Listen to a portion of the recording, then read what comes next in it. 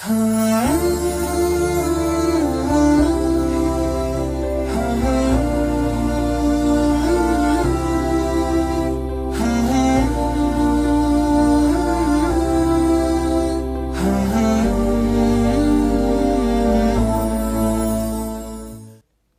алейкум, ардактуу телегөрүүчү. Сиз улуттук биринчи каналдын ыйман сабагы берүүсүн көрүп жатасыз. Эфирди мен Иманбек Азилла уулу алып барам. Бүгүн эфирде үй-бүлө баалуулуктары жана нике жөнүндө сөз кылабыз. Бул үчүн куттуу студиябызга Кыргызстан мусулмандарынын дин башкармалынын ажылык бөлүмүнүн адиси, диний аалым Абдулазиз Ажы Туташбаев агайды чакырганбыз. Куш келипсиз агай. Куш келдик. Саламатсыздар өзүңүздөр. Биз дагы Кудайга шүгүр атайын чакырыбызга жооп берип келгениңиз үчүн терең ыраазычылык билдиребиз. Бүгүн эфирде нике жөнүндө сөз кылалы деп атабыз. Нике бул эмне? Исламда жана каада салтыбызда кандай? Бисмилля, алхамдулилlah, вассалату вассаламу аля расулилlah. Сөзүмдү чексиз мээримдүү жана ченемсиз ырайымдуу болгон Аллах Тааланын ысмы менен баштагандан кийин бүткүл ааламдын ээси болгон Аллах Таалага мактоолорду айтып, андан биздин сүйүктүү жаракер пайгамбарыбызга Аллахтын салам жана салаваттарын жолдогондон кийин негизи бул тема аябай бир чоң тема десек дагы болот. Себеби дегенде бул Аллах Таала адамзатты, адам атабызды жараткандан бери эле бири-бирине байланышкан нерсе. Мына ошондуктан дагы бул ошол нике жөнүндө, үй-бүлө жөнүндө сөз кылардан алдын эң алгач негизи Аллах Таала адам атаны тупурактан жараткандан кийин эле Аллах Таала аба энебизди жараткан. Ал оба энебизди жаратканда Аллах Таала аны дагы адам ата сыяктуу эле Аллах Таала топурактан жаратпастан, бирок Аллах Таала адам атадан шерик кылып аны өзүнүн кабыргасынан жараткандыгын токтолгум келет да. Себеби дегенде бизде азыркы күндө жашоодо мисалы никеден кийинки жашоону бул бир өзүнүн шериги, өмүрлүк жарым дегендей кабыл алабыз. Бирок ошол эле учурда анын андан да тереңирээк мааниси жатат. Себеби дегенде ошол Аллах Таала эмне үчүн адам ата сыяктуу эле топурактан жаратпастан адам атанын кабыргасынан жаратты деген маселе турат да. Себеби дегенде Аллах Таала адамга шерик кылганда аны демек аял затын, ак никеден кийинки аял затын ар бир адам өзүнө шерик эмес, ал менин бир бөлүгүм деп кабыл алыш үчүн Аллах Таала ошентип жараткан дейт да. Демек адам баласы аял затын кабыргадан жараткандыгы, эгер адамдын өзүнүн жүрөгүндөгү эң жакын орган катары жүрөк болсо, жүрөк сүйүүгө эң жакын орган катары кабыл алсак, эми ошол сүйүүгө эң жакын жүрөктү коргоп турган нерсе бул кабырга болуп эсептелет. Мына ошондуктан дагы Аллах Таала ушунчалык жакын нерсе кылып жаратканда, бул ушул эле сүрөттү, ушул эле жашоодогу бир философиянын башка бир аятта Аллах Таала баса белгилеп, Аллах Таала хунна либасул лакум ва антум либасул лахунна деген аятка Аллах Таала басым жасаганда, карасаңыз бул аятта Аллах Таала аял затына кайрылып Аллах Таала айтат: "Силер алар үчүн, эркектер үчүн кийим сыяктуусуңар" деп айтканда. Демек кийим дегенде адам кийимди качан кийиш керек болот? Же сууктан коргонуш үчүн, же ысыктан сактаныш үчүн кийет адам. Же болбосо адамдын кайсы бир деңгээлде өзүнүн бир айыбы болсо, кемчилдиктери болсо, ошол кемчилдиктерди жаап туруш үчүн кие турган болсо, же тескерисинче адамдын эч кандай бир кемчилдиги, айыбы жок болсо, ал адамдын көркүн, кооздугун, ажарын ачып тура турган нерсе баланат да кийим. Мына ошондуктан аял затын Аллах Таала силер кийим сыяктуусуңар, адамдын көркү чүпүрөк деген сыяктуу. Эркектин демек бул көркү, ажарын ачып тура турган, анын айыбын жашырып, анын тескерисинче жакшы жагын көрсөтүп тура турган нерсе, демек бул аял затын ушуга салыштырганда Аллах Таала аятта аялдардан баштагандыгында дагы маани турат да. Ал эми ошол эле учурда Аллах Таала адилеттүү зат. Аялдарга гана ошол жоопкерчилик, чексиз адилеттүү зат. Аллах Таала эркектерге да кайрылган. Ва антум либасул лахунна. Эркектер силер дагы аялдар үчүн кийим сыяктуусуңар деген. Демек жашоодо аял менен эркек ак никеден кийин бирин-бири толуктай турган. Бирин-бири колдоп, жөлөп, таяп, бири-бирине ушундай бир ушунчалык жакын мамиледе боло турган кылып жараткан дейт да. Мына ошондуктан дагы мен кээде мисалы кыргыздын өзүндө, ушул эл өзүндө ушундай сөздөр бар го, мисалы үй-бүлө деген сөздү эгер ала турган болсок, үй-бүлөнүн синоними кайсы сөз бар кыргызда? Коломто. Коломто дейбиз, агыргөө дейбиз. Бирок булардын андан дагы жакын бир эле синоним бар экен. Бул коломто дегенде жалпы болуп калат. Бирок үй бүлө дегенде ага синоним турмуш куруу деген гана сөз бар. Турмуш куруу. Турмушка чыгуу, турмушка чыгуу. Демек, турмуш деген сөз турат. Үй бүлө деген аркасында турмуш деген сөз турат да. Демек, биздин ата-бабаларыбыз дагы негизи ошол үй бүлөнү турмуш дегенде тырмыш деген сыяктуу. Турмуш куруу дейт. Демек, үйлөнүп ак никеден кийин эле жыргап жашап кет деген дагы түшүнүк жок. Демек, ошол үй бүлөнү куруу, тырышып, биргелешип, эки тараптуу ошол нерсени сактоо деген маани. Жашоону улантып кетүү. Мына ошондой ошон үчүн чоң бир жоопкерчилик болгондуктан дагы Аллах Таала Куранда бул нике жөнүндөгү айтылган аяттарда Аллах Таала мисак өтө бир бекемделген келишим деп айткан. Себеби дегенде Аллах Таала аял затын Аллах Таала адамга, эркектер үчүн ушундай бир Аллах Таала тарабынан берилген белек сыяктуу деп дагы айтсак да болот. Мына ошондуктан дагы белек жана аманат десек болот. Албетте ал аманат. Ал аманаттыгында сөз жок, шек жок. Ал себеби дегенде Аллах Таала билесиздер, пайгамбар саллаллаху алейхи вассаламдын эң акыркы ажылык, коштошуу ажылыгында коштошуу кутбасы бар. Жалпы үммөт үчүн кыяматка чейин келе турган үммөткө эң акыркы коштошуу кайрылуу кутбасы бар. Ошол осуяттарында дагы пайгамбар саллаллаху алейхи вассалам аялдар үчүн өтө көп нерсени осуят кылган. Ошол кезде Аллах Таала пайгамбар саллаллаху алейхи вассалам айтат го, силер Аллахтан корккула аялдардын акысында. Истаусу бин ниса хайра. Дайым аялдарга ошол жакшылык менен осуят кылгыла, жакшы мамиледе болгула деп пайгамбар саллаллаху алейхи вассалам ошол кезде силер Аллах Таала айтат, Аллах Таала силерге аманат кылып берген аялдарды, акысында Аллахтан корккула деген. Демек бул аманат. Ошол Аллах Тааланын шариаты менен силер өзүңөргө намахрам болгон жат бирөөнү өзүңөргө ак никеңерге алдыңар деген. Демек, никенин ушунчалык мааниси терең деген Аллах Таала Куранда дагы баса белгилегендей эле, Аллах Таала дагы бир башка бир аятта "Ва мин аятихи халакалакум мин анфусикум азважан литаскуну илейха ва жа'ала байнакум маваддатан ва рахмат". Аллах Таала эмне дейт? Аллах Таала "Ва мин аятихи" дегенде ачык айкын Аллахтын аят белгилеринен бири силердин өзүңөрдөн деп Аллах Таала силерге жүп жараттык деген. Демек, өзүңөрдөн деп Аллах Таала баса белгилеп атат. Ошон үчүн ар бир адам өзүнүн ак никесинен кийинки өзүнүн жубайын бул менин бир бөлүгүм деп кабыл алыш керек дейт да. Ошон үчүн "Важа'ала байнакум маваддатан ва рахма" деген. Аллах Таала ошол ак никеден кийин силердин ортоңордо мавадда кылып койдук деген. Аллах Таала тарабынан бериле турган нерсе. Демек, бая азыркы учурда мисалы бизде кээ бир бая жаштардын арасында бир коомчулукта мисалы махаббат жөнүндө сөз кылганда же сүйүү жөнүндө сөз болгондо аны адам өзү издеп таап алган сыяктуу деп ойлойт. Жок, андай эмес. Аллах Таала Куранда айткандай эле ак никеден кийин аял менен эркектин ортосунда Аллах Таала тарабынан бериле турган бул махаббаттан дагы тереңирээк маанини камтыган мавадданы биз "Важа'ала байнакум маваддатан" алардын ортосунда махаббаттан дагы терең мавадда кылып койдук дейт. "Ва рахма" жана мээрим кылып койдук деп айткан. Демек, ал мээрим ушундай бири-бирине болгон мээрими, бири-бирине болгон анын ушунчалык жылуу сезимдери, жылуу мамилеси Аллах никеден кийин баштала турган нерсе. Агай, биз азыр үй бүлө жөнүндө, нике жөнүндө сөз кылып атпайбызбы? Азыр каада салтыбыз дагы, динибиз дагы, мамлекет дагы бүт үй бүлөнү коргойт да.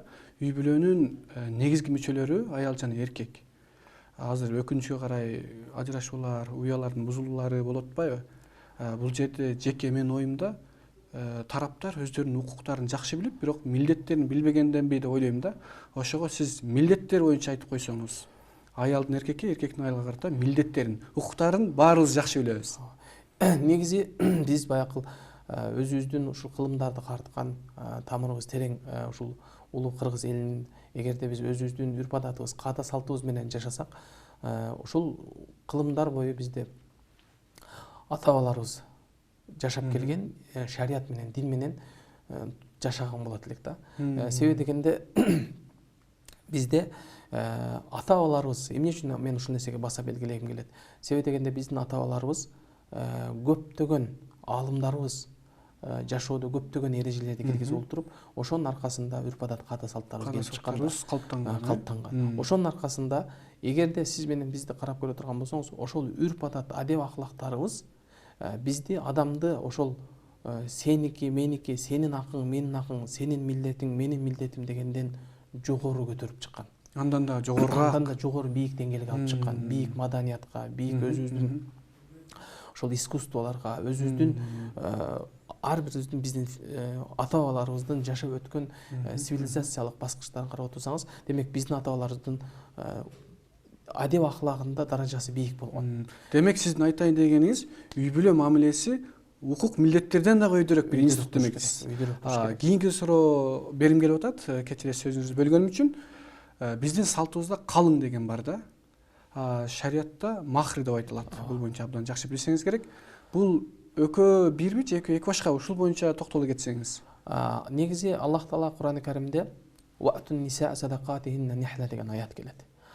Бул аятта Аллах Таала ошол аялдарга алардын өздөрүнүн акысы болгон махр бергиле деген да. Бул махр дегенде азыркы учурда коомчулукта кээ бирлер баягы кайчылаш пикирди пайда кылып аткан абалдар да бар. Негизи бул маселеде ачык айтканда, бул махр деген араб тилинде болсо, ошол эле сөздү бизде өзүнүн түрк тилинде, кыргыз тилинде калың деп айтылып келген. Бул боюнча ошол Ибн Камал Башанын фатаваларында дагы ачык эле айтылып келген. Ошол араб тилиндеги махр бул кыргыз түрк тилиндеги байыркы түрк тилинде калың деп айтылып келген дейт да. Калың деп айтылып калганын дагы бир тарыхтагы бир себептеринен бири, илгери биздин ата бабаларыбыз ошол кызга берген септи ушунчалык баягы калыңдатып олтурганда, ошол боз үйдүн түндүгүнөн башы чыгып калганга чейин салып отургандан да ошондон да бир маани чыгып калган дейт. Бирок биз бул жерде биздин ата бабаларыбыздын үрп адаты менен Аллах Таала тарабынан келген шарият эч качан бири-бирине каршы келбейт. Бири-бирине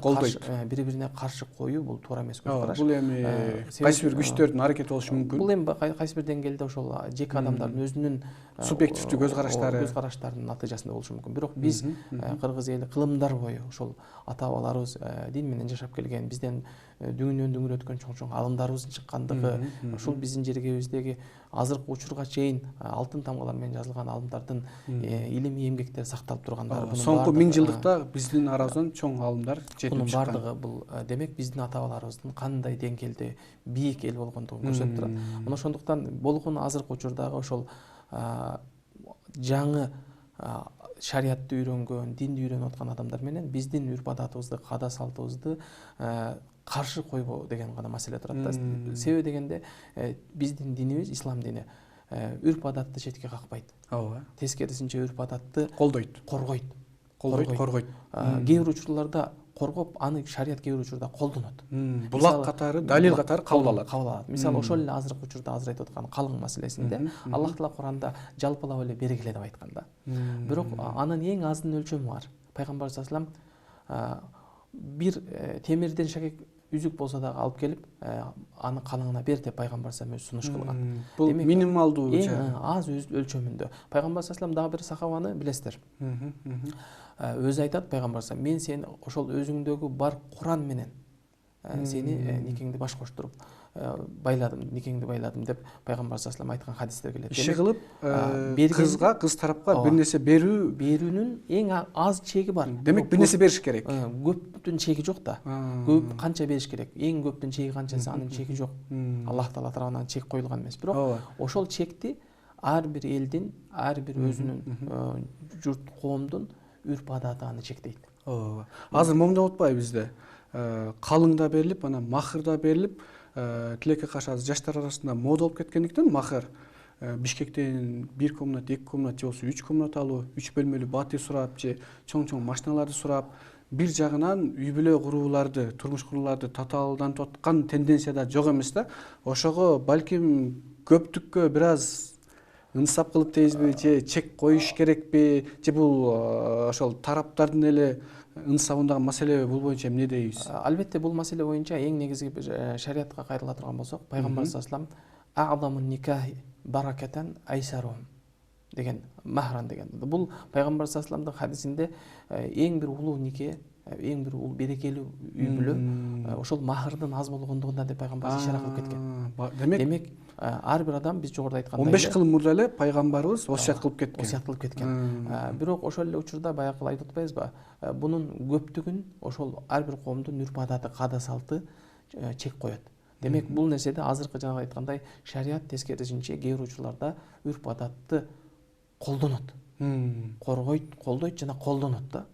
Ошондуктан махыр маселесине келгенде Аллах Таала чек койбогону менен аны үрп адат, каада салт менен чектөөгө болот деген маселе турат. Демек үрп адатыбыз адамдык акыл эс чектейт, чек кое алат. Сөзүмдүн башында айткандай эле биз качан кайра мурдагыдай өзүбүздүн ошол баалуулуктарыбызды, үрп адат, каада салтыбыздын барктап жашасак, ошол кезде укук жөн гана айтып койбой, жашообузда жүзөгө ашырып жашасак, ошол укуктук жана милдеттик талаадан бир аз бийигирээк көтөрүлүп, адам адеп ахлакка көтөрүлсөк, ошондо ушундай бир адам баласы өсүүгө мүмкүнчүлүк болот эле да. Азыр ошол адам баягы кайсы бир деңгээлде адамдар адеп ахлактан алыстаган негизинде укуктук милдетке түшүп кеттик дагы.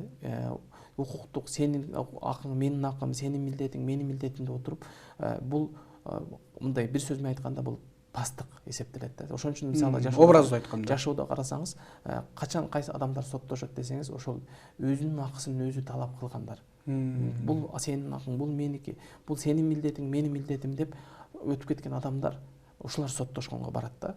Демек мындан жогору жүргөн адамдар кээ бир нерселерде көз жумат, кээ бир нерселерге анын адеп ахлагы менен, анын адамгерчилик менен кээ бир нерселерде бийик турат.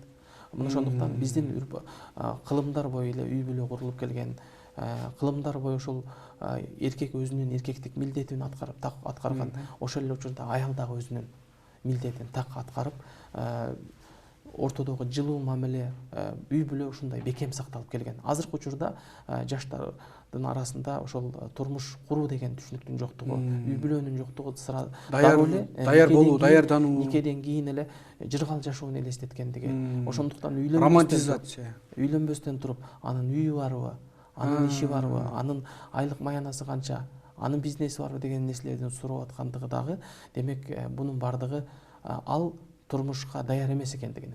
Ал болгону материалдык жактан гана карап койгону, материалдык жактан гана карап, анын ички руханий жан дүйнөсү даяр эмес экендигин билдирип турат. Мына ошондуктан дагы пайгамбар саллаллаху алейхи вассалам хадисте эмне дейт? Кандай аялдарга үйлөнөбүз дегенде пайгамбар саллаллаху алейхи вассалам биз аялдарга 4 нерсесине карап үйлөнөбүз деп айтат. Албетте биринчиси анын жамалына, сулуулугуна дейт. Экинчиси болсо анын байлыгына, үчүнчүсү анын тегине, төртүнчүсү болсо анын динине каралат деди да. Диндарлыгына. Пайгамбар саллаллаху алейхи вассалам динне бекем кармаган. Эгер ал имандуу болсо, ички дүйнөсү бай болсо, ички дүйнөсү кең болсо, ошого карагыла деп пайгамбарыбыз баса белгилеген. Себеби дегенде негизги критерий диндарлык, адеп ахлактык. Мындай сөз эгерде кыскараак кылып айтканда, пайгамбарыбыздын сөзү сырткы нерселерге маани бере караганда ички дүйнөгө, ички адамдын жан дүйнөсүнө маани басым жасаган да. Себеби дегенде иманына карагыла деген бул иман бул адамдын ички дүйнөсүнө тиешелүү, жан дүйнөсүнө байланыштуу нерсе да. Себеби дегенде адамдын сулуулугу дагы убактылуу, анын байлыгы дагы убактылуу. Убакыт өткөн сайын өчүп кетет. Анын тегине карасак, тег дагы, анын бийлиги дагы, байлыгы дагы убактылуу нерсе болгондуктан пайгамбар саллаллаху алейхи вассалам адамдын жан дүйнөсүнө басым жасаган. Мына ошондуктан биз нике маселесине келгенде, үй бүлө маселесине келгенде адамдын ошол жан дүйнөсүн байыта турган, жан дүйнөсүн кеңейте турган, анын жан дүйнөсүн тазарта турган, тарбиялай турган нерселерге басым жасасак, биздин кайрадан үй бүлө маселесиндеги азыркы учурдагы кээ бир көйгөйлөрүбүздү чечип, жана ошол динибиз менен үрп адатыбызды айкалыштырган ошол үй бүлө деп баалап барктай турган бир келечек муун курат элек деген ойдобуз да. Ошол эле учурда бирок эркектер көбүрөөк жоопкерчилик жүктөлөт эркектерге үй бүлөдө, үй бүлө ээси катары. Үй бүлө ээси катары. Ошон үчүн Аллах Таала Кур'ан-ы Каримде ар-rijal qawwamuna 'ala an-nisa деп айткан. Эркектер бул аялдарга караганда жоопкерчиликте, чечкиндүүлүктө, үй бүлөнүн жоопкерчилигин алууда жогору турат деп айткан. Буну кээ бир эркектер өзүнүн баягы зордук зомбулугуна, анын өзүнүн ошол күч маселесинде эркек жогору турат деп түшүнүп алышы мүмкүн жок. Бул жерде руханий бул жерде андан да жогорулук турган адамдын ошол иманынын жоопкерчилиги, иманынын адамдын Аллахтын алдында жоопкерчилик болуп тургандыгын, ошондуктан дагы пайгамбарыбыз осуяттарында Аллахтын алдында аялдардын акысында Кудайдан корккула деп эң акыркы осуяттары дагы ушуга басым жасап кеткендиги. Агай, сөзүңүздү бөлүп атам. Бизге бөлүнгөн убакыт дагы соңуна келип калды. Атайын биздин студиябызга келип мазмундуу, маңыздуу, пайдалуу кеп кеңештериңизди, осуяттарыңызды айтып бөлүшкөнүңүз үчүн терең ыраазычылык билдиребиз. Кадырман телекөрүүчүлөр, кайрадан көгүлтүр экран аркылуу көрүшкөнчө сак саламатта туруңуздар.